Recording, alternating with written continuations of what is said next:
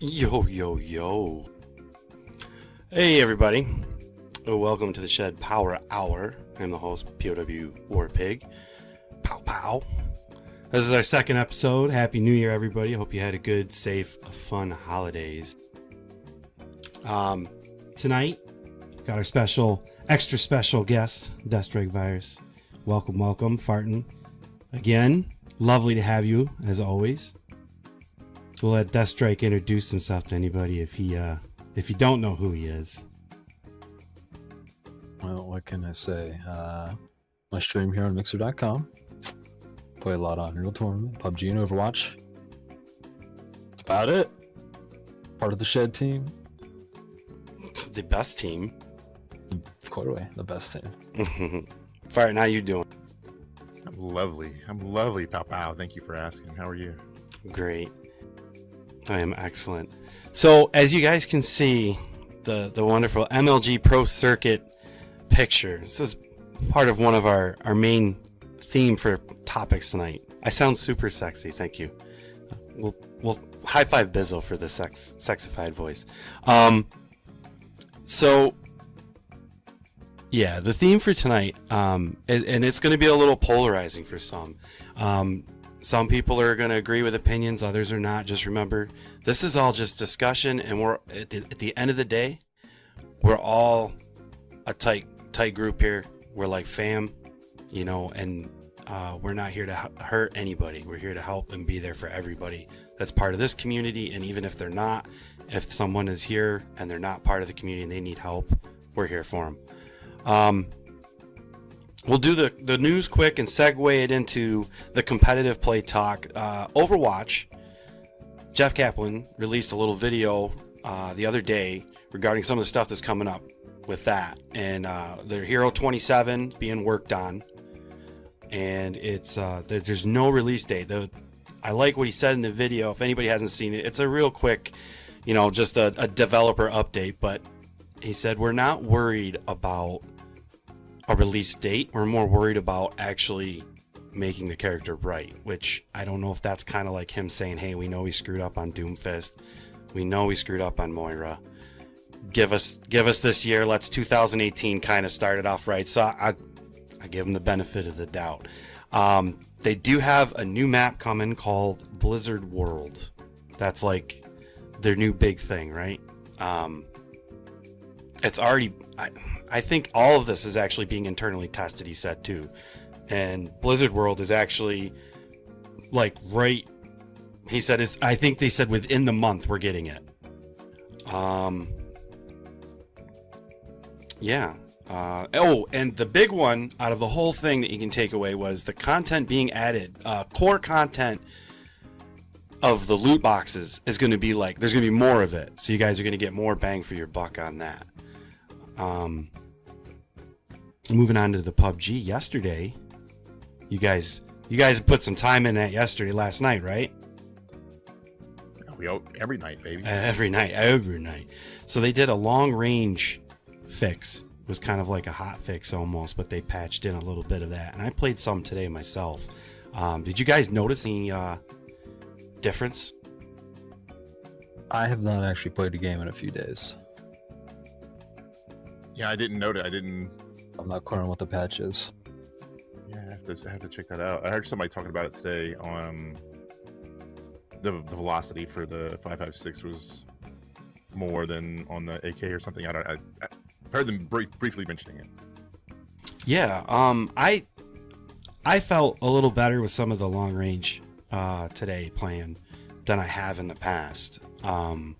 Some of the people in chat, they're saying that they noticed it. It's, so hopefully this is a good road. They're trying to get things straight. I haven't had today. I played almost exclusively all day on PUBG. I didn't really play much of anything else. And I will say, the desync and like the lag or the drop, I didn't notice any of that.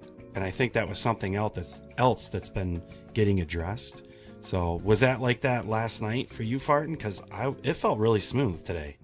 Yeah, I noticed I was getting better FPS for the few games that I played last night, for sure. I was noticing too that, like falling falling out of the plane, my FPS was better.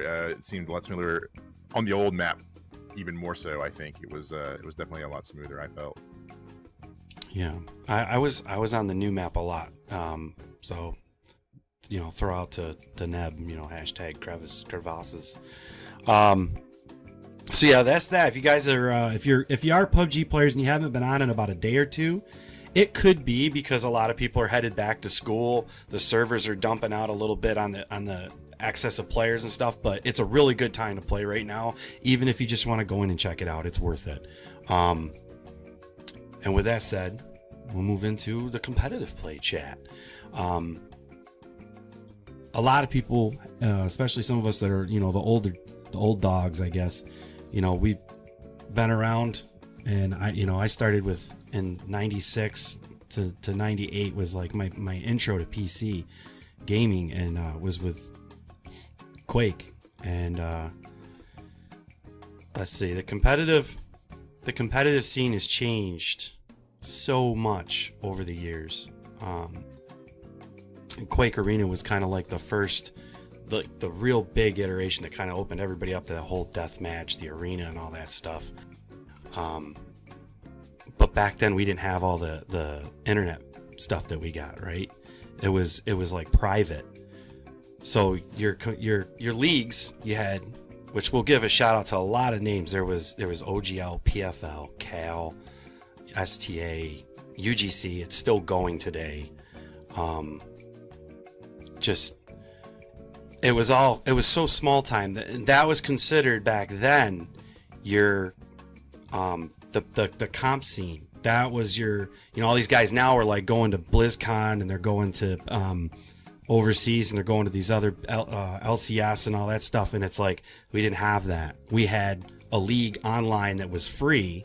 You didn't get paid. You got pixel trophies, right? So that's kind of like what comp play was like in the early 2000s to me. Was just it was pixeled trophies, but you did get the recognition. If you were a good team, people knew who you were. They knew your name. It was just, very close communities. What was it like for you? And then Fires? I mean, for back when I was really good in Unreal Tournament, that was Unreal Tournament 2004. That's when I think esports were starting to really take off. Because like you said before, you didn't really have the internet to view stuff like that live. And this is where Quake had an edge over UT, in that it had built-in demo recording. So you could record your frag highlights, put them up on YouTube, and everybody used Drowning Pool's Bodies song for about 1 million of those videos.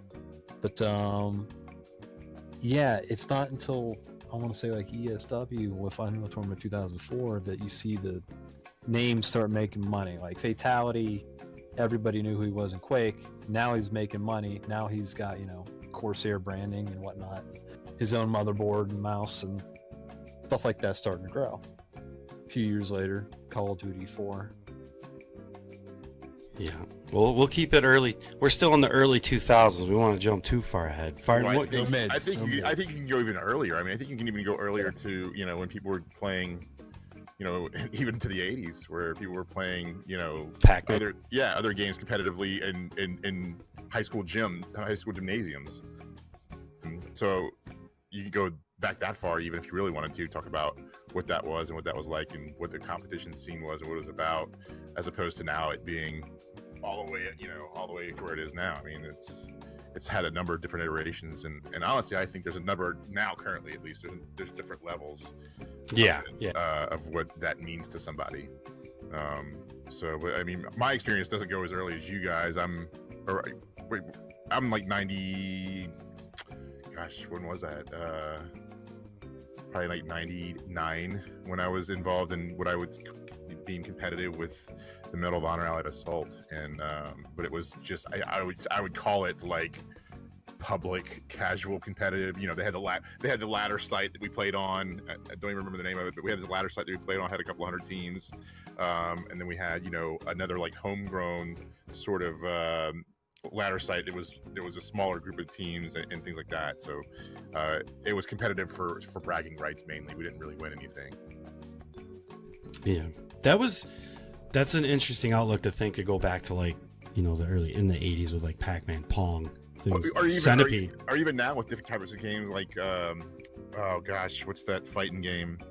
Smash Brothers. I mean, that's still like a grassroots sort of homegrown competitive scene. I got a buddy that I work with who right now currently he does Smash tournaments, you know, at somebody's house where like 30 dudes show up, and you know, they pay $10 to enter, and you know, they win a couple $100 at the end or something like that, and you know, that's kind of a different competitive scene together that I think sort of goes back to those sort of older style. Let's do it in somebody's basement type thing.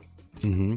I like that's just it. And that's just kind of like what brings me to my next point is like the game didn't have to actually be an online multiplayer game, and it doesn't have to be a shooter either. I mean, we're going to talk a lot about shooters as our reference, just because my personal experience in Death Strikes is straight up in that area.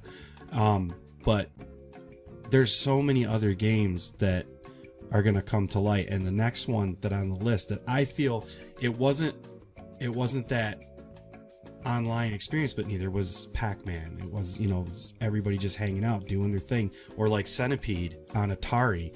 When I was like 5 years old, I remember sitting in the house with my family, and we would actually have like a game night where we would compete with like the score. It was whoever got top score on Centipede. I mean, it was just, and that was awesome. Check this one out. Who remembers this? Boom.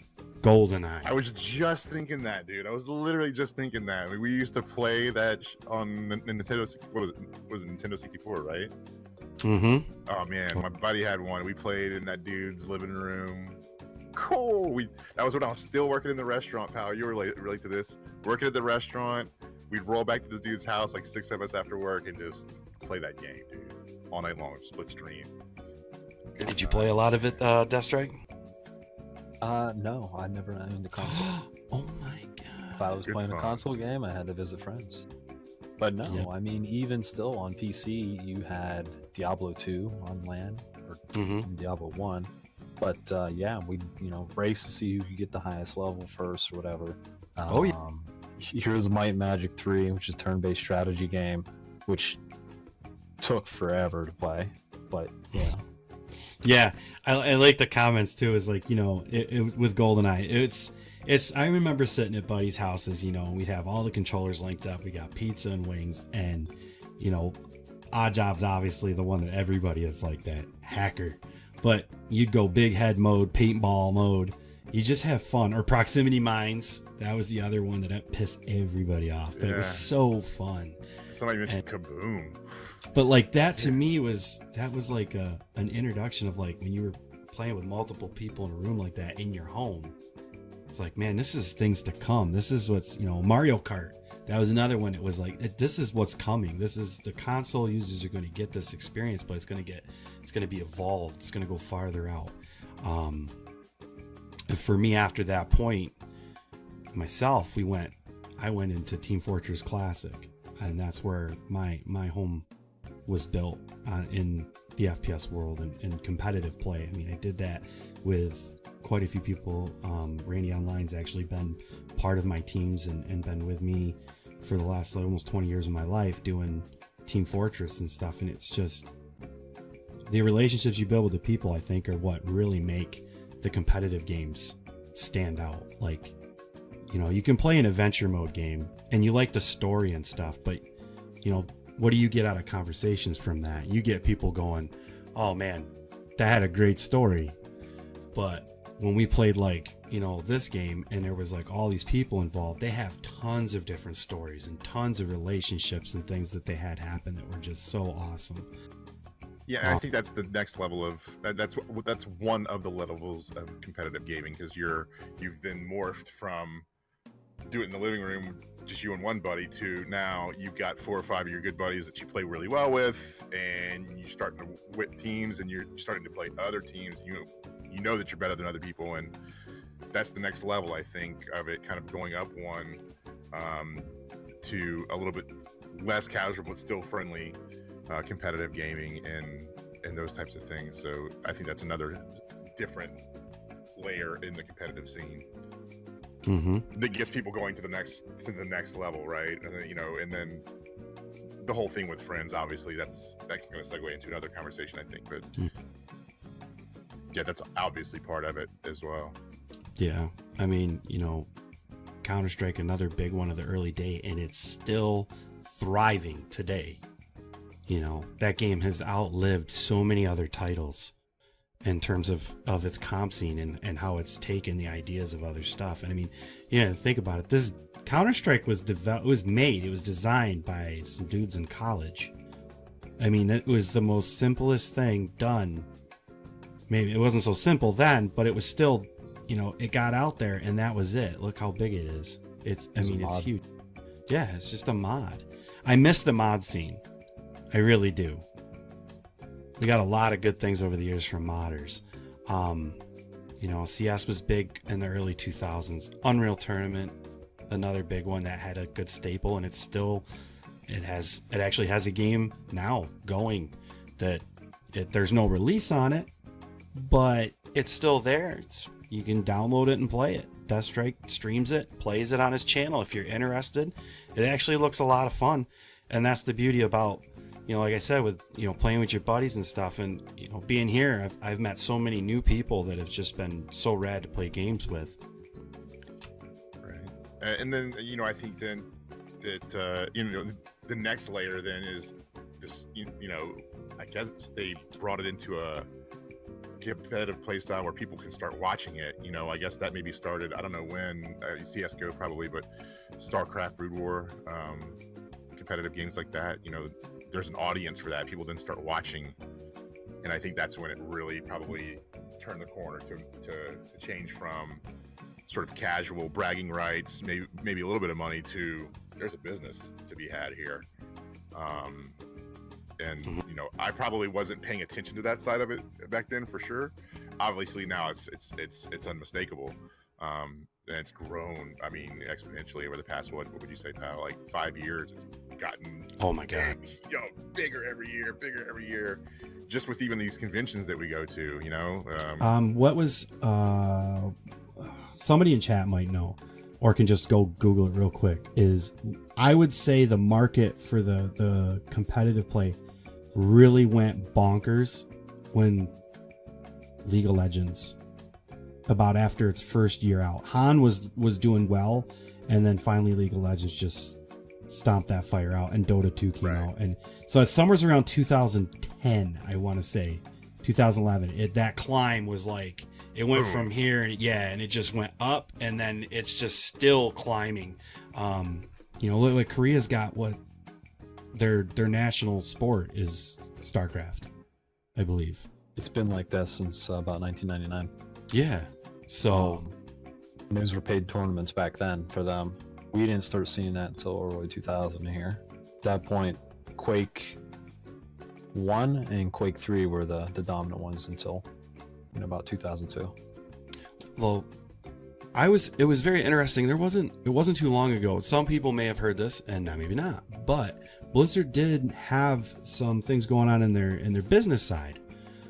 They were purchasing up into like TV and media and stuff like that, and the thought was, the way they were looking, when you look on a table, if you put everything down on a table and look at it, is like, well, they got this game, they've got their MOBA, they've got this game, and I'm using Blizzard as an example just because they're covering like every genre that's big or that has like that comp scene thing, and it's like, what are they doing? They got to have something going, and they're patient. We all known Blizzard for years. They will wait till the end of time before they do something. They'll hold it back. They won't tell anybody. But it looked like, from the standpoint of like them gaining all the, what's the next one game for them to do? It's a battle royale game. Like, where are they at? And they have the market again. They have a game in every category. They got their card game, an FPS game. So now they have all that. They have their arenas. They have BlizzCon. Now they find a way. They're streaming it live. They're their own entity of just like in-house, self-built promoter of everything. They don't have to pay all these other functions. They don't have to pay any middleman. They are the breadwinner, and they can host and do all this stuff from within.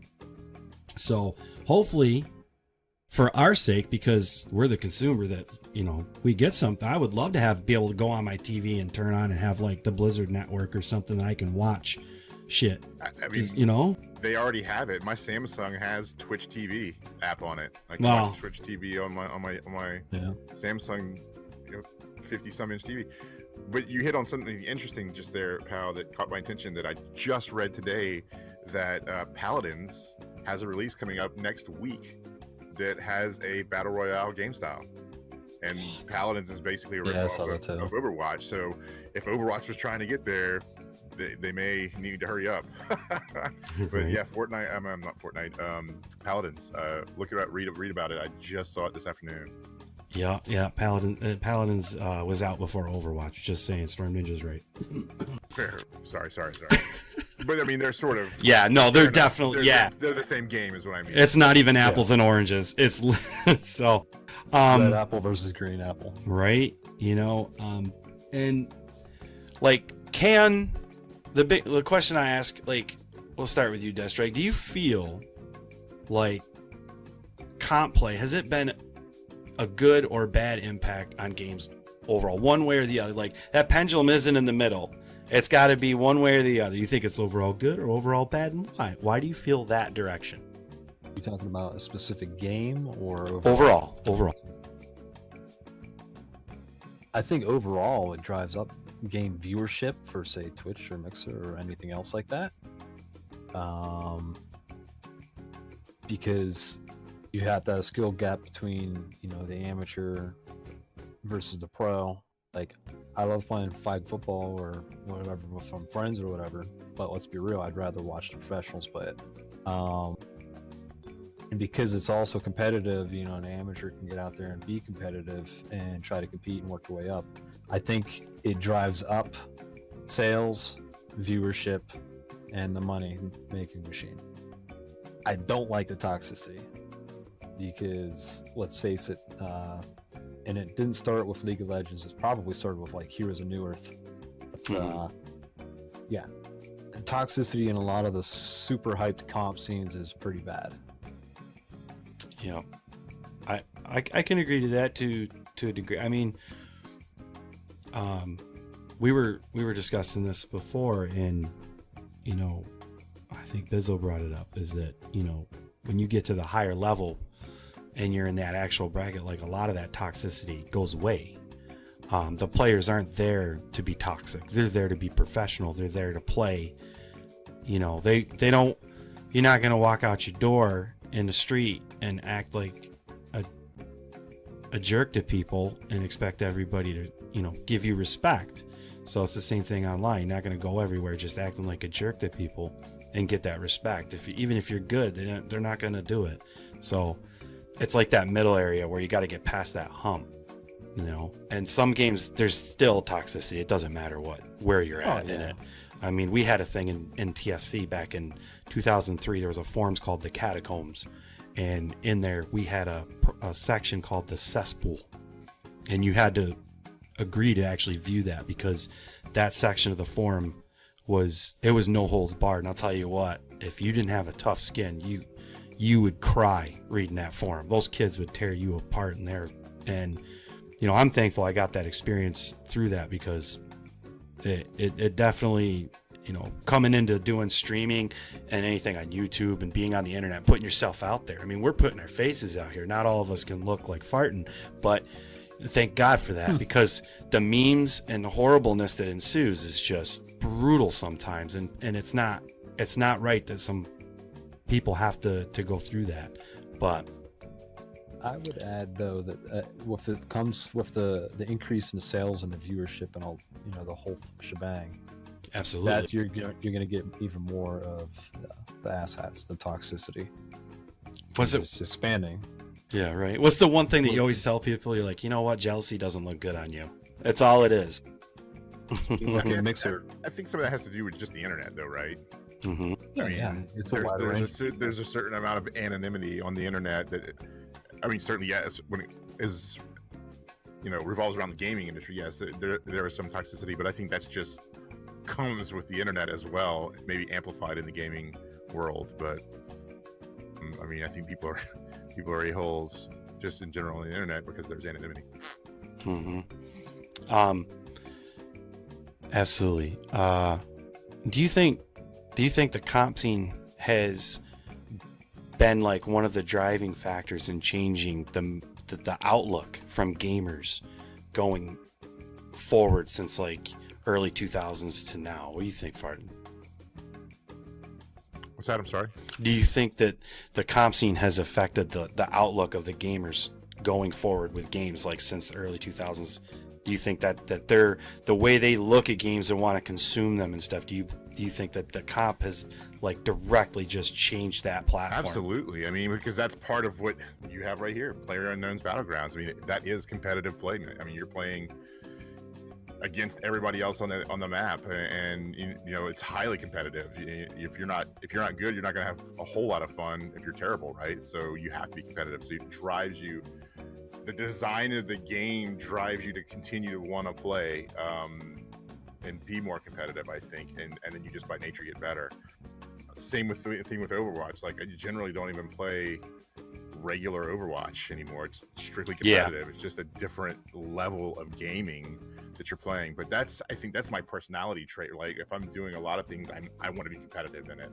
And I think this is just one of those things. But yeah, I think that I look for games that I can play competitively. For when there's any new game that comes out, I generally don't ever play the single player version of it.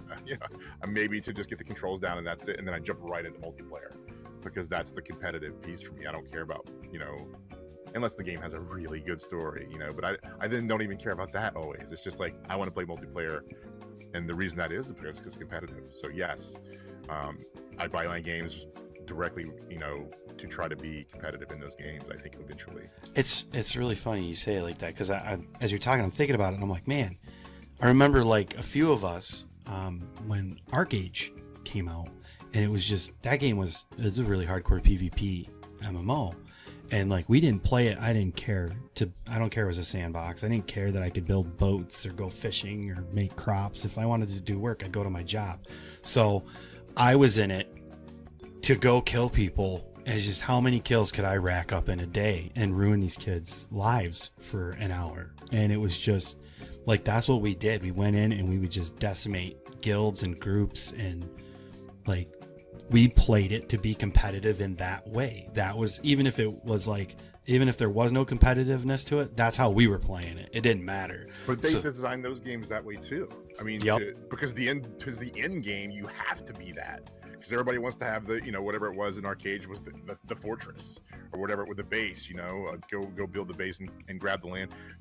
Were you there for when the initial release when it was a race to log on to get land or else it was going to run out? Absolutely. Yeah. Oh my God. It was bad. So crazy. That was, Izzo and I were a part of that. We had to we really planned it. Everybody's going to be on right when it launches. Yep. Go get the land. We have to be the first. Yeah, absolutely. We've already seen a major publisher start pushing that way. Yeah. I mean, they've been dropping a lot of their single player studios and titles Mm-hmm. and sticking with multiplayer only. Yep. Yeah, I mean, And that's not to say there's not a market for single player games. They think that there's more of a market in a multiplayer game that they can push microtransactions and DLC for. yeah. Well, so then that's the next that's another part of the conversation. How do you monetize? From the business aspect, now they're monetizing all of that, right? And I think that's what has driven the design of these games ultimately, is because they know that they can monetize all of that. At least in the big when you talk about these arena games where they're selling out. Who was it that said they were selling out? Comcast Center was, I think Randy was talking about. I mean, that's serious. That's serious. Absolutely, but my answer has the Concept 2018 Warpig. The comp scene changed the mental outlook of the gamers towards the games and how they play them, and I'm all for saying absolutely. To think otherwise, to me, would seem silly. I mean, I'm specifically playing games because of those, for that reason, for that aspect. And is it like, are we chasing a dragon? You know what I mean? Like, DSV. He's gonna have to drink on that one. Like that thrill that you got back in the day playing hardcore Unreal Tournament. And the thrill I got playing like hardcore Team Fortress at that high level and stuff like that. Like you get a that adrenaline rush and stuff of from those matches, and it's like I'm not finding it as much now in the games because I don't know, maybe if it just is it too saturated now? I don't know. I mean, I still get that rush when I'm playing Overwatch, dude. When we have a good game in Overwatch, dude, I'm fired up. All right, I give you that. What do you think, Destra? I would say, yeah, I'm not as satisfied with comp anymore because it's almost always team based or squad based. I think when you're in the zone individually and you win or you're doing well, that's when you can. I don't know. That's when I feel great. Sure. But I mean, you're doing good a lot of the time, depending on your team. Once you get to that certain level, right? I would assume so. I don't know. I haven't been at that level in Overwatch.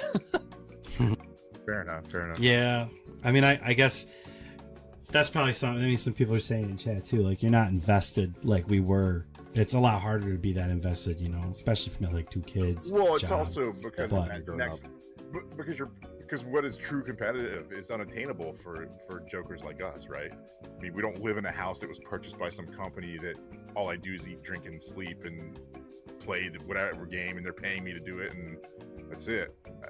Yeah, no, I'm not that guy. That does not interest me to be that guy, but to play against you schmucks and, you know, or with you schmucks to win some games and be competitive against other competitive teams. You know, I played in a PUBG tournament. I sucked in it, but it was organized, and it was like you have to change that mindset of how you're going to play. I mean, Destrike and I were both in there, right? So you got to be more as a team, and that's when I was talking about those layers, right? So they have that casual, then you have, okay, let's go practice. That's another level, right? And then signing up for ladder is another level, and being out there. So Do you?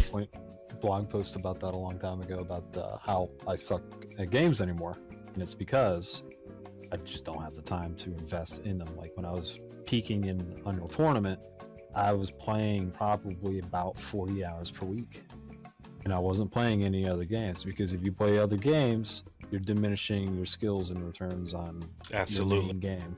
Yep. And that's what I think about. I'm like, man, am I really like? Is it just because I'm getting older?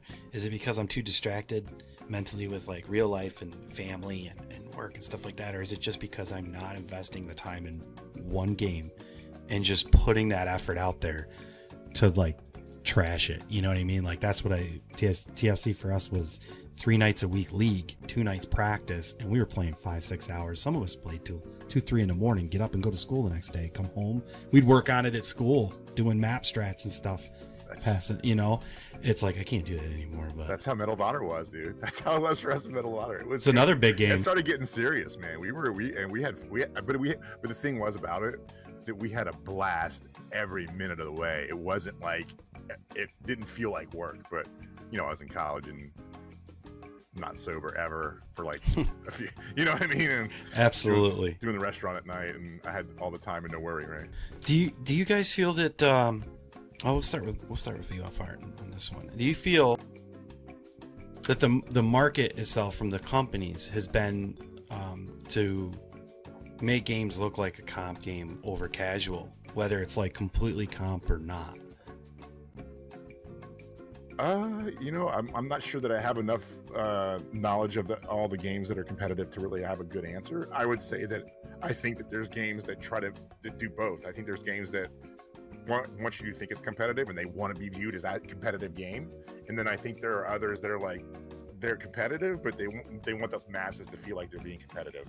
Examples: Overwatch is one of those games where it is very competitive, but it's everybody can play it, right? It doesn't matter. Mm-hmm. League of Legends maybe is a good example of they want that to be the competitive game. You know, I don't know if you can play it casually, but it gets competitive really quickly. And I think that's what that game is designed for specifically. And that's the market that I think they're going for now, perhaps. Maybe I'm wrong in that. I don't know. But that would be the way I would look at it. I think there's 2 schools, right? I guess I can see what you're saying on that. Like, kind of part of the other part of the question would be is like, are they doing that just to like repackage it as replayability, because everybody's so concerned and caught up with having a competitive game, but like where is I guess maybe that's Absolutely. more so That's on the game model. yeah, but like is that to us, right? We're as a consumer, we're looking at the game, and where's I guess the cutoff is like on us as a whole, like where do we decide like this game is actually like true competitive, or is it like a new word? Is it casual comp? Like Overwatch to me would be Yeah. considered a casual comp game. It's really not competitive. It's way too imbalanced. There's too many things broken. It's too Fair. RNG on everything they do.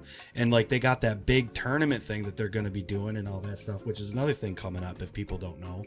And it's like, you know, that they're really trying with it, but I don't know if they'll achieve it. I mean, you know, Right, is that and I guess up? that's what I mean by that's lots of people can play it, right? Then it's not going to be as competitive as that League of Legends that I think has the formula down for whatever it is, or even other Blizzard games like StarCraft, for example. I mean, that's a game that's, I think, well balanced, at least the first one, because that's what I know, well balanced, and you know, there's not a lot of variation to each thing. Everybody, you know, knows the defense on the other thing, so it's an equal match. You know, everybody's strengths and everybody's weaknesses, right? Overwatch definitely not, because the game is somewhat broken now in a lot of ways.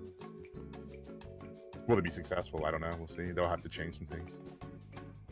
I would say that the casual versus accessibility versus high level play. I think Overwatch isn't going to make it because they have to try and make it so that casuals can play it. That is so it is still accessible for them. So you'll never see the really high end play that you would hope to see out of that game.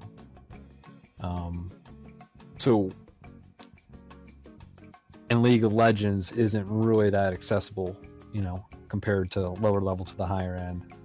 Call of Duty is very accessible for anybody, really. I don't know, and if it's not accessible, you might not see the sales unless you're banking on making only esports money bucks. Right. Well, Neb makes a good point when he makes in the chat there. Only the community can make a game esports, right?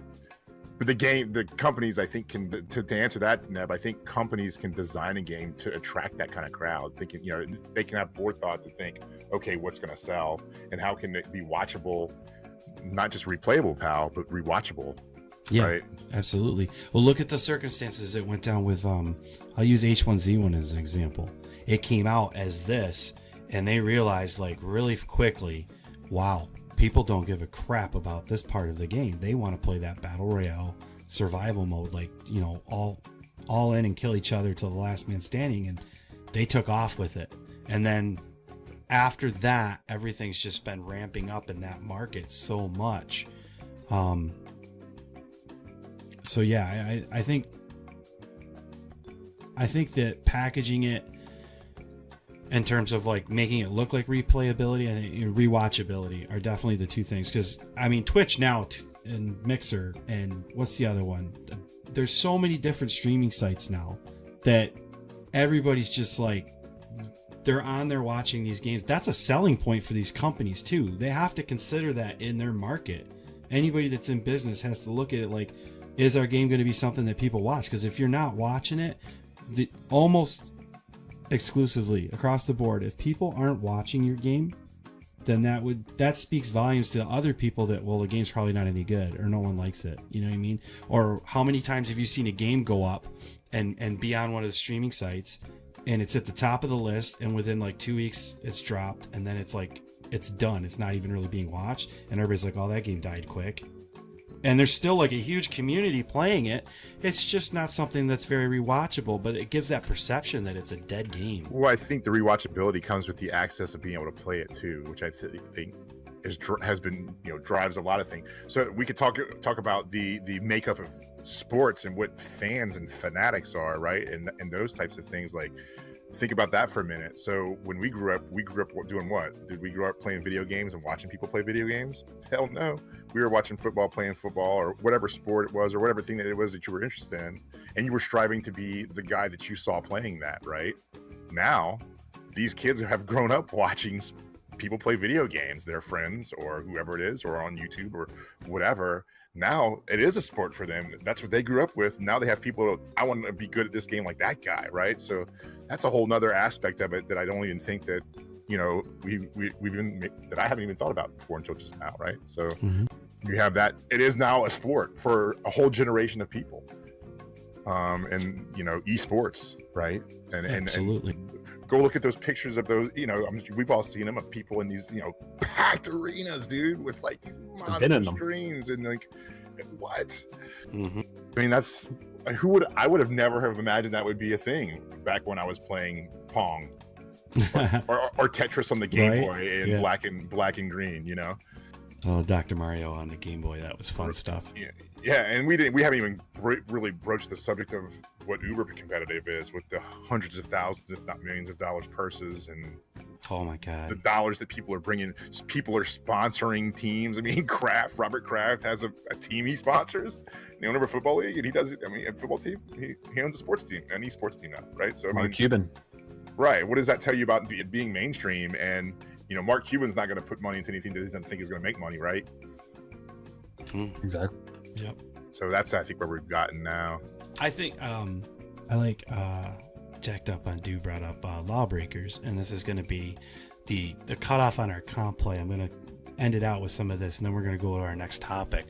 But like Lawbreakers, that game, that was actually just an article in PC Gamer, I think, about it. You know, they're blaming PUBG, I believe, on the fact that they didn't succeed very much as a game. And you know, the market is just like, it's so tough right now because there's games like PUBG is really popular, and it's just like, these are what players want.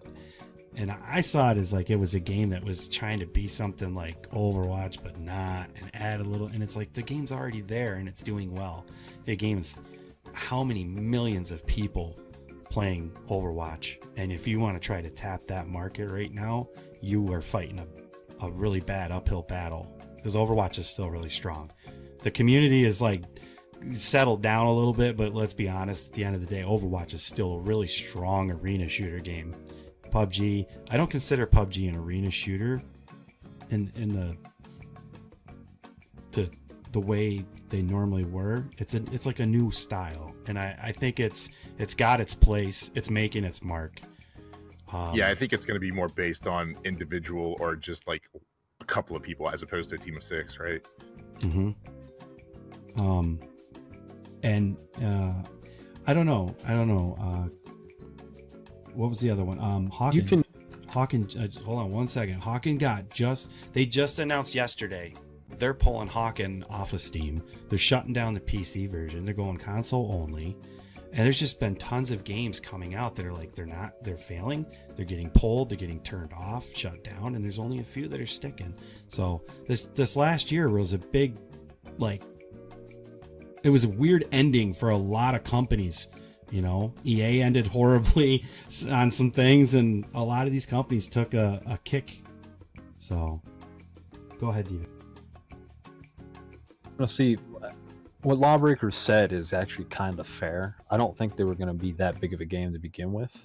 But sometimes a game comes out and it just sort of takes over the entire freaking market. Case in point, 2007, Call of Duty 4. I literally watched Enemy Territory Quake Wars get essentially just completely shut down by Activision so they could focus on Call of Duty. Dropped all updates for it and everything. No DLCs, no nothing. They just wanted the Call of Duty. Well, hopefully things get tightened up this new year, and people will be able to have some really good games to play. All right, next one. This one here is the topic. I think some people are going to feel, you're going to feel strongly about some things, and other things you just say, you know, depending on who you are. Just remember, keep it civil. Don't cut anybody down. But at the end of the day, like I said, we're all here for anybody. If no one knows the fight anybody's fighting, you know. But this has kind of come up in the last couple of weeks, but it's been something that has been studied and done for the last year really heavily. There was a lot of stuff done back in March of 2017, articles that came out and research and stuff like that, about video games becoming an addiction, like, you know, basically like just like drinking and gambling and stuff like that. So there's like many different little topics that go along with this, and within our last like 10 minutes, we're just going to kind of touch on a few things and just make people be aware that, you know, some people, it may seem like they're an addict to gaming or something like that, or they just have a problem. They also might be using gaming as a means to cope with other issues they have in their life. So be mindful and respectful of others. I feel this is something that we should be looking at as a community and looking out for each other. Yeah, I mean, you know, I think in the top subject of this is it kind of goes back to what I was saying about people being fanatics, right? And it creates this thing to want to play it and want to be these guys, or, you know, whatever. It kind of plays into that, but it also, I mean, addiction is addiction, right? Think about what you want. People, there's addiction to many forms. I could name 10 or 15 of them right now that none of us would know a thing about until you walk in that person's shoes, right? So you don't know what problems anybody's dealing with in their life. You don't know what weaknesses other people have, or insecurities, or whatever it is. Regardless of what you think, addiction can come in many forms, and I think that's an important topic to broach. But as it goes to gaming, I mean, in my view, is it gaming that is the problem, or is it computers and just kind of mobile devices and the ease of people to be able to just disconnect so easily from, dude, I'm on the train every day. I commute in, right? Dude, think about, like, after we had talked about this a little bit, I had this thought, and you just kind of hit it a little bit. So is it really, like you said, the game, or is it the social connectivity that we get? How many people, especially the older crowd that, you know, are here and understand that, you know, before it really got as intense as it is in those last couple of years of being online like all the time and doing all these things, there's so much at our fingertips, the mobile games and all that, going to the bar, going out and doing something. And you were like, you'd come off a weekend, right? Everybody was always so excited. Why were they so excited for Fridays? Because they were going out, they were meeting up with people, they were having fun, they were doing stuff. But now they don't have to go out. They can stay home on their computer, meet up with their friends. They can still have drinks, do whatever they got to do, or they can meet up with their friends. They ain't got to ride their bike to their house anymore. How many of us remember riding your bikes to your buddy's houses? You dump your bike off on the lawn and you're in the backyard, like, you know, playing guns and whatever, or kick the dog. All night long, dude. Spotlight, dude, we made up games. Anyway, you're absolutely 100% right. And that's a great point on, you know, people need to differentiate that from that part of the social aspect of it, from the I'm addicted to this release or this fantasy world, or, you know, what is that? Oh god, I'm gonna blank on the name of that game. That's that multiplayer game that people, Second Life. You know, that's a whole different thing, right? Where they have this reality that they live in, that they believe in, as opposed to what we're all doing here, even right now, right? Just kind of hanging out and bullshitting a little bit and talking about things and having fun doing it, right? So I think that needs to be differentiated. But either way, if people are sinking into that to avoid these other things in their life, right, then that's a problem that, you know, that is real and it exists, because that's just what you're doing with anything else, right? With any other, you know, drug or whatever it is that you're addicted to, filling that hole, porn or whatever it is. Those things are real, and, you know, for us to say that somebody can't be addicted to something like that, I don't think is fair. But we all have Facebook. Facebook. What's that farm game? What was that Farmville. I mean, come on. No, I'm just talking about the likes. He's talking just there's about research. Facebook. Yes, You absolutely. get dopamine highs if you get so many likes on your picture or They- post, whatever. They just Mhm. had that former Facebook employee who said that he believes Facebook's destroying society as we know it because it's allowing people to have, you know, anonymity and be able to be more aggressive to people, and it's not showing true factual reality of somebody else's life. You know what I mean? Mhm. It's a microcosm of what their whole life is about, right? And that can cause other people to have anxiety and depression. And that's all, exactly right, Deathstrike.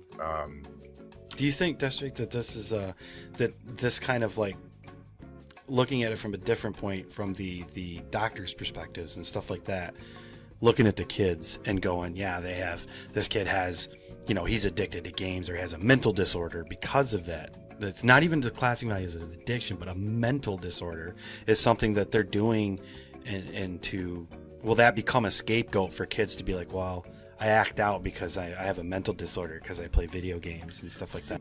I mean, No, I have- I think, Hold on. I think it is going to come to that point. I don't think it's right. I mean, I think I grew up with the perfect balance of it. You know, I grew up on a farm. I did play some computer games, but it was limited to only 1 hour, 2 hours a day at the most. Still had chores out to do in the barn. I had to go outside. Had scouts. Got to go camping. Got to go hiking. Got to go shooting. Internet, when it finally came around for me, was, I want to say, late 90s, and it was horrible dial-up. So even then, barely any access. Yeah, I know far he's like, you know, it's on the parent and stuff, but at the same time, there's a lot that are on the parents right now, and the kids still will get away with this, and this, and it'll be just a prescription. It'll be a prescription because it's just allowed. That's why I'm saying is that the kids are going to be able to use that, and there's parents that are going to be willing to accept that. And they're going to be, that's going to just, is that going to be a snowball effect from that? It's not going to be everybody, obviously, but. Right, I think it's the 80-20 rule, but I mean, as a parent, so don't think that I'm saying that because I don't know what I'm talking about. As a parent, it's my responsibility to know what my kid's doing. And if I think my kid's sitting down on the computer playing video games for 12 hours a day and I'm not doing anything about it, that's my fault. Oh, absolutely. Right.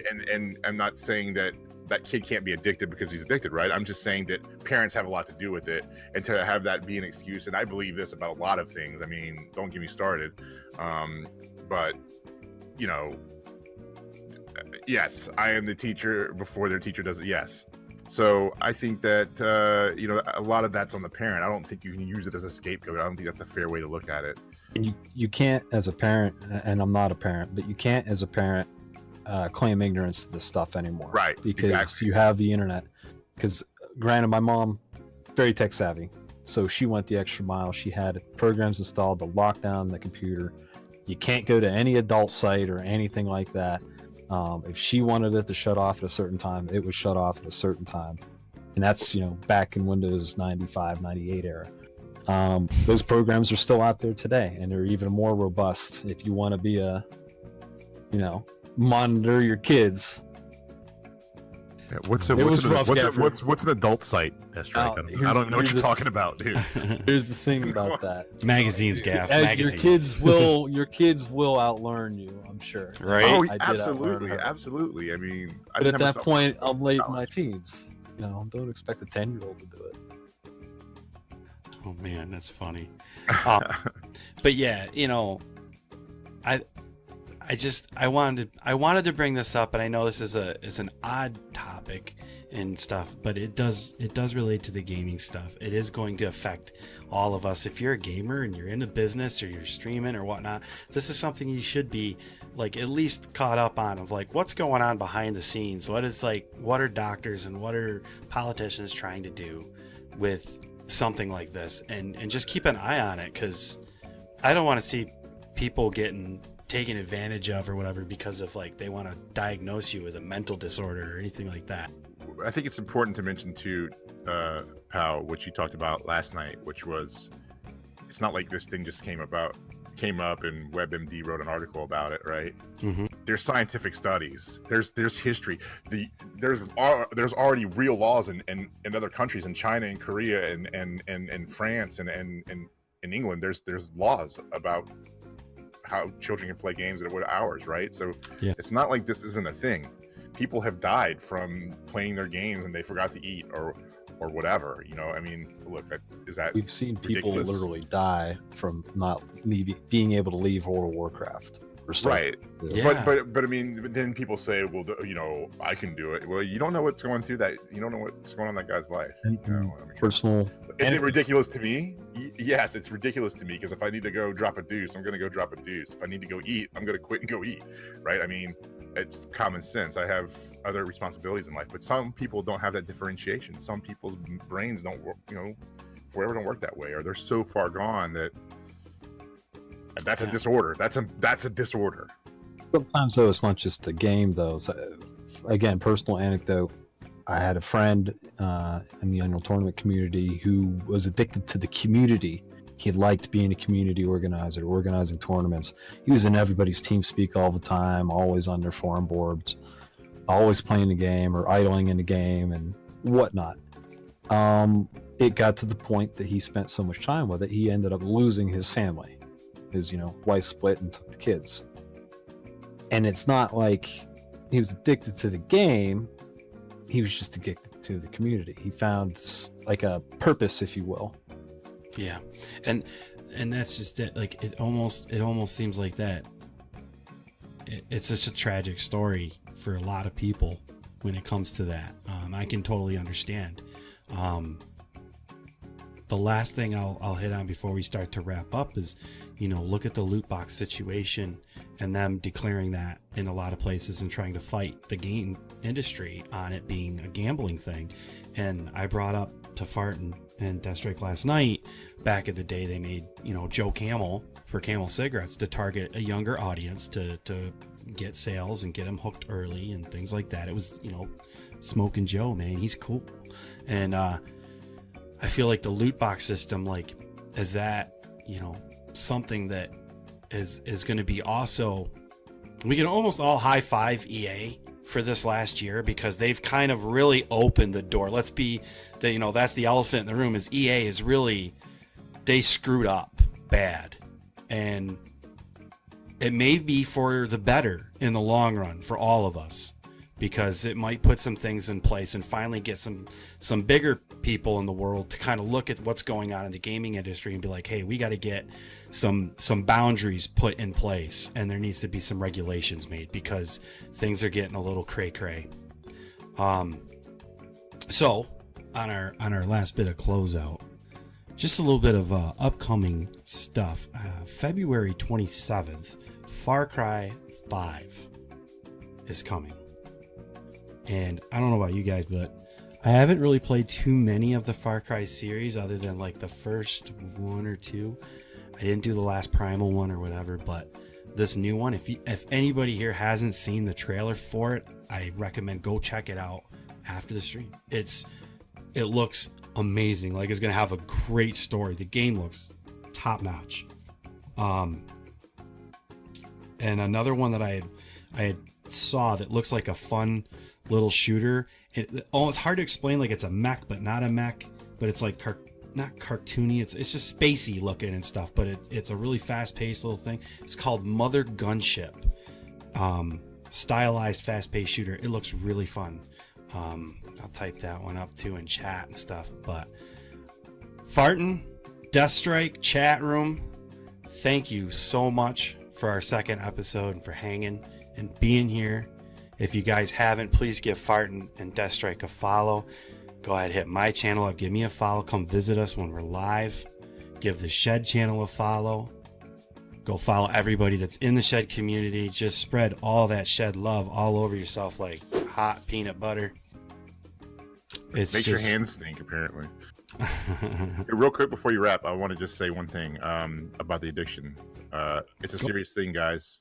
If you guys are dealing with anything, or you know anybody that's dealing with anything, and you think this might be a real thing for someone or for you, you have a community here to help you.